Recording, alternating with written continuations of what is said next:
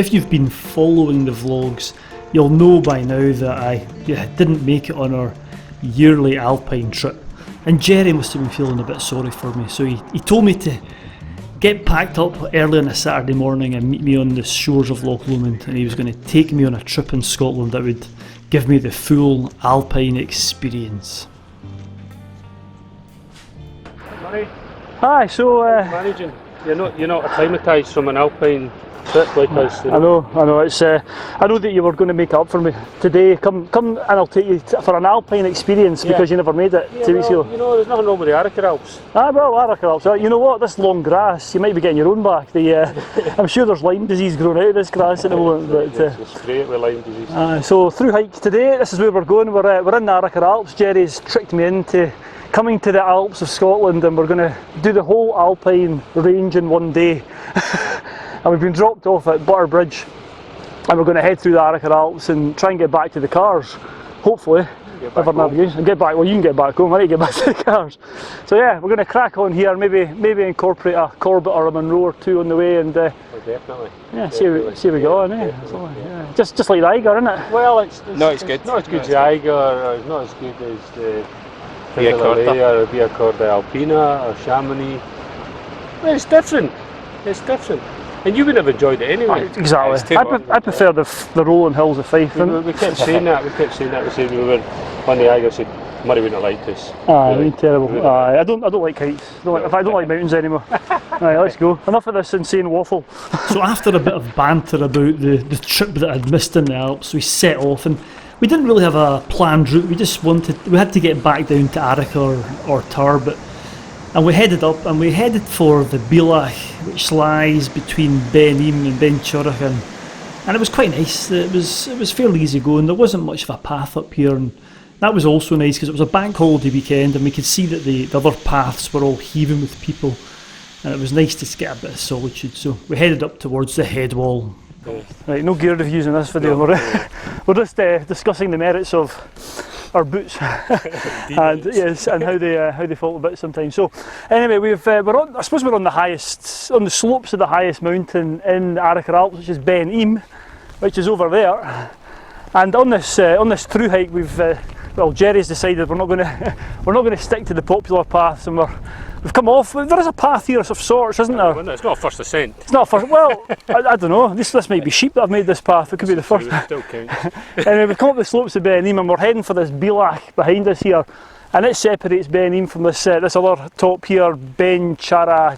Beinn Chorach. We don't want the Gaelic Taliban after us. No, exactly. So we'll admit we're needing to improve. We need to get some more Gaelic lessons. Anyway, so we're going to head up to this Beinn, and we're going to make a decision on whether we head up Beinn Ime or the other top, and then we'll go a bit further. So we'll crack on up here, and we'll report back when we're at the Beinn, and hopefully this rain will have died down. Go through, I think.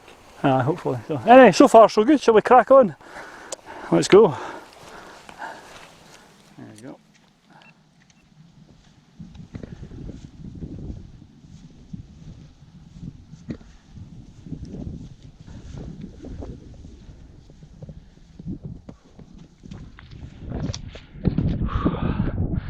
How's that for a view, eh? Wow. Not bad, eh? Ooh. We made it up to Glas Beinn, and it was fairly breezy up here, and at this point we got the map out and we were making decisions on which peak we were going to go up, and then the route thereafter down to Arrochar. But it was fine, and the clouds were still above the tops, which was a bonus. We're at the Beinn now, and we're probably about 750 metres. We've just had the map out deciding on where we're going to go. Behind me, over my shoulder there, is Beinn Ime, the Monroe. But we're actually going to go to this wee hill here, Beinn Chorach. Or Beinn Chorach. Because I don't think any of us have been up there, have we? I don't think we've been up there. It means the hill, but not a Monroe, not a Corbett. So nobody goes up. So nobody goes. Yeah, so we're going to go up there, and then we're going to decide on our through route to the down to. We're either going to end up in Arrochar, or we're aiming for Arrochar or Tarbet. It's lovely so far, a bit breezy, but the rain's gone off, isn't it? It's fine. Yeah, right, so let's get to the top of this unclimbed mountain. First ascent. Let's go. We headed up towards Beinn Chorach, and this quiet little peak sits at about 888 metres. And from the Beinn it was only 120, 100 metres worth of ascent.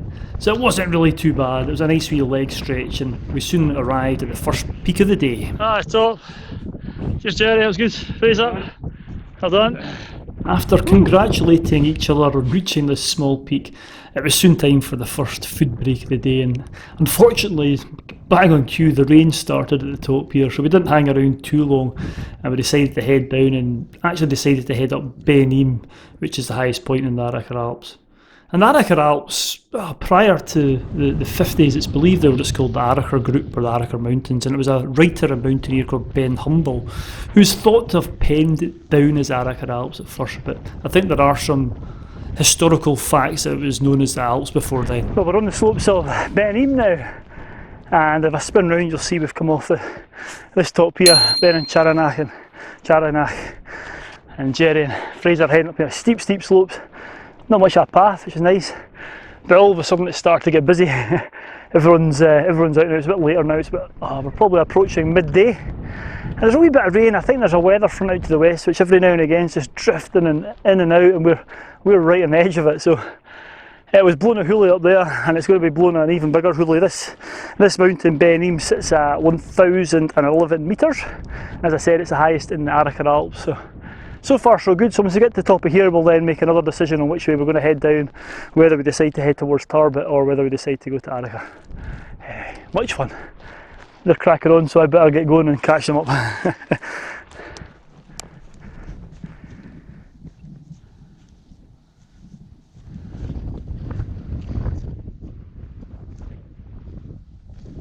After a bit of a slog up the slope, the summit was soon in sight, and it was a welcome sight. That was a bit of a pull from the Beinn up to the summit of Beinn Ime. But it was lovely, and there was a few more folk up on this Munro enjoying the views. And we got lucky as the cloud had cleared from the summit when we got there. Oh, here we are on the summit of Beinn Ime. It's the highest point. And the cloud's coming and going. It's quite nice actually. The rain's gone off, isn't it? It's lovely. Wee bit, so yeah, so the aim now is to head down towards, are we going to go towards Arrochar then? Is that the plan? Probably. Arrochar as opposed to Tarbet, but that could change depending on what we decide when we get down to the col here. There's so many routes you can take and what have you, but yeah, it's just lovely. Look at this. Might not be able to make it out, but Beinn Loch's just poking out of the cloud there. You can see down to Cruachan and then over this way up Loch Lomond towards Green Larrick Hills and what have you. It's lovely. Right, shall we go down and get a bite to eat? Get with the wind. Super. So we dropped off the Butter Mountain and we were headed for Loch Lomond, which sits between Beinn Ime and the Cobbler, and we were going to make our mind up and decide what we were doing there, but we were just enjoying the walk. We stuck to the path for a wee bit and then headed over to inspect the cliffs of the quarry that sits just off Beinn Ime, and spent some time milling around there and taking photographs and just enjoying it really. It was a fantastic day. Much fun. We just stopped for a bite to eat here, right on the edge of the quarry. That's looking down between Arrochar and Beinn Ime, and then we're going over here. It's Loch Lomond down here, and then it's the Cobbler and Beinn Ime. It's a wee bit chilly when you stop. Got the woolly hat on, and the cloud's coming and going. It's a mixed day. We got quite lucky at the top of Beinn Ime. It was lovely. The views were quite expansive, but every now and again there's a wee bank of cloud coming in and obscuring the views, but it's not too bad, is it? We're kind of just mincing about the hills, aren't we? We're not keeping away from the paths. It's a bank holiday weekend, so there are certain bits which are busy, but we've kept interaction with other human beings to a minimum today, which is good. But it's really good. We're sort of looking at some of these parts of the hills that we've not been to before and doing a bit of exploring. So anyway, we're going to have something to eat and then head down to this Beinn. There's a number of routes back, and we'll decide which way we're going to continue our through route of the Alps.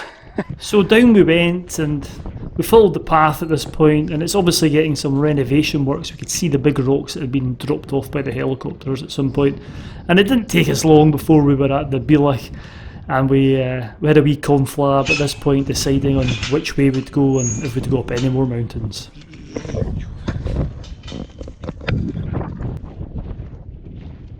Right, so we're just at the Beinn Ime, and had a wee conflab.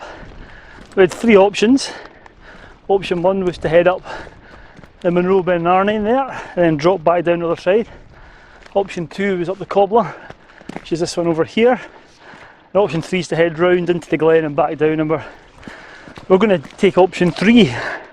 There's a number of reasons for that. So at the moment the top, well, the cobbler's just come out of the cloud, but Narnine's still in the cloud and the path down the other side's a bit overgrown.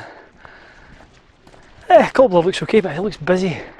There's virtually an ant trail of people I can see at the moment coming down it. You'll not make it out in the camera, but kind of round the path is just one big procession, which is great. It's great to see people out, but I like my solitude. I like companionship today, but when there's lots and lots of people, it takes a wee bit away from me. So we're just going to head back down the path, which I know will be busy too, but that'll take us now through the Alps. So we're still in the Arrochar Alps, and this will take us and drop us out at Succoth and Arrochar, and that'll be our wee through route of the Scottish Alps done. So yeah, let's see if the sun comes out. It might be quite nice to get some pictures. There's always great pictures of the cobbler from this path, so let's see, fingers crossed. Anyway, on we go, but I catch these dudes up. So it's now down the busy path that takes you from the cobbler down to Arrochar, and we know this path well. We usually call it the never-ending zigzagging path because it always seems to go on and on and on. But it was still quite nice, and we met lots of people on the way down. There's a cobbler behind me, I don't know if you can see it. And the mist coming and going, it'll be atmospheric up there. It's a lovely peak, and probably out of all the Arrochar, the peaks in the Arrochar Alps, I think my favourite is definitely the cobbler. Had some great days up there. Me and Gerry have been up some routes and had lots of fun. But not today, and it's like Sauchiehall Street today, coming up this path, lots and lots of people, and it's great to see a lot of people up there enjoying the delights of the cobbler and surrounding Munros. But yeah, it's probably one of the few areas in Scotland where the Corbett takes centre stage and sees more traffic than the surrounding Munros. It's lovely. And what a peak it is, absolutely. I don't think you get the true feel from it until you're about here and you get underneath it and you see the 3 peaks. So anyway, onwards we go. And it's a never-ending path now down to Arrochar. We're almost at the end of the journey. Lovely. Right, enough talking. Let's keep walking. Oh really?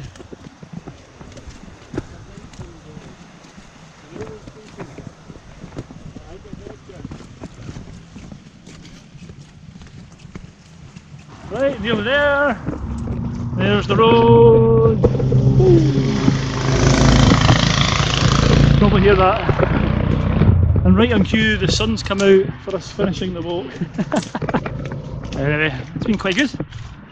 Nice linear route as opposed to a wee circular one, and the car park is there. Lots of people now bankrupt, having had to pay for a day's parking in the cobbler car park.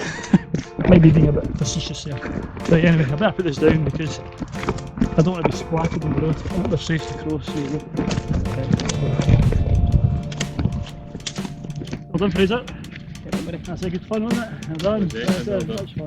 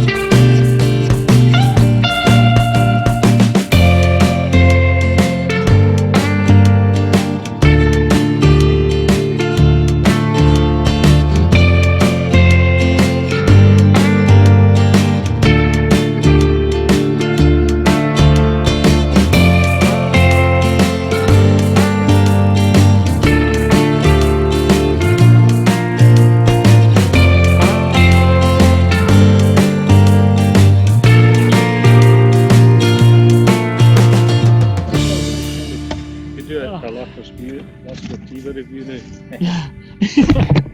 So here's the thing about boots. La Sportiva boots are super comfy. They're brilliant for climbing. They're my go-to boots. They suit my feet fantastic, but they just don't last.